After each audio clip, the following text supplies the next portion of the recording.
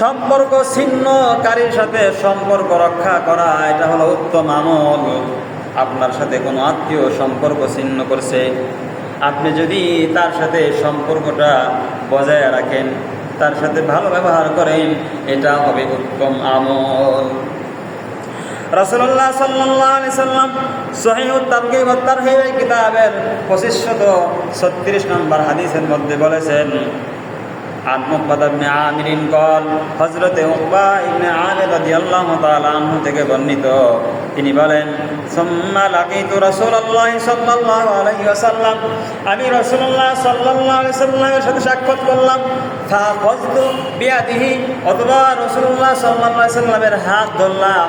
হাত ধরার পরে বললাম, ফাকুলতু ইয়া রাসূলুল্লাহ, হে আল্লাহর রাসূল, আখবিরনি বিফাওয়াদিল আমাল, আমাকে উত্তম আমল সম্পর্কে বলে দেন।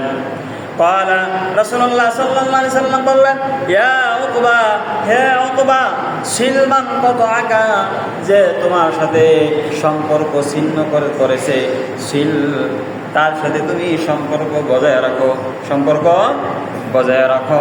ওয়াতিমান হারামাকা, যে তোমাকে বঞ্চিত করেছে, তোমাকে দেয় না, বঞ্চিত করেছে, তাকে তুমি দাও। ওয়ারিদ আম্মান যালামাকা, আর যে তোমার উপর জুলুম করেছে, তার থেকে মুখ ফিরিয়ে নাও। অপর হাদিসে আছে, ওয়াফু আম্মান যালামাকা, যে ব্যক্তি তোমার উপর জুলুম করেছে, তাকে মাফ করে দাও। তাহলে এটা হবে উত্তম আমল। এটা কি উত্তম আমল? আত্মীয় স্বজনকে দান করা, এটা হবে ডাবল প্রতিদান। আল্লাহ সাল্লাল্লাহু আলাইহি সাল্লাম আরো বলেন, তোমরা যদি আত্মীয়দেরকে দান করতে না পারো, তোমার এরকম সামর্থ্য নাই, টাকা পয়সা নাই, ধন সম্পদ নাই, তাহলে অন্তত পক্ষে তাদের সাথে সালাম বিনিময় করে হলেও তোমরা তাদের সাথে আত্মীয়তার সম্পর্ক ঠিক রাখো।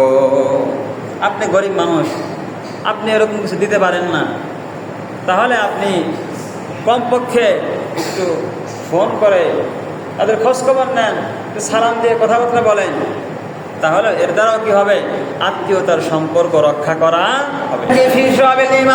এই কিতাবের 7973 নম্বর হাদিসের বর্ণনা, ক্বালা রাসূলুল্লাহ সাল্লাল্লাহু আলাইহি ওয়াসাল্লাম, রাসূলুল্লাহ সাল্লাল্লাহু আলাইহি ওয়াসাল্লাম বলেন, বুল্লু আরহামাকুম ওয়ালাউ বিসসালাম, তোমরা তোমাদের আত্মীয়তার সম্পর্কটাকে ভিজিয়ে নাও, মানে তোমরা তোমাদের আত্মীয়তার সম্পর্কটা বজায় রাখো।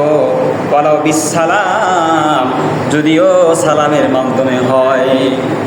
আপনি সালাম দিলেন, কথাবার্তা বললেন, অবস্থা জিজ্ঞাসা করলেন, খোঁজখবর নিলেন, এর দ্বারা আত্মীয়তার সম্পর্ক বজায় রাখার সওয়াব আল্লাহ রাব্বুল আলামিন দান করে দেন। সুবহান।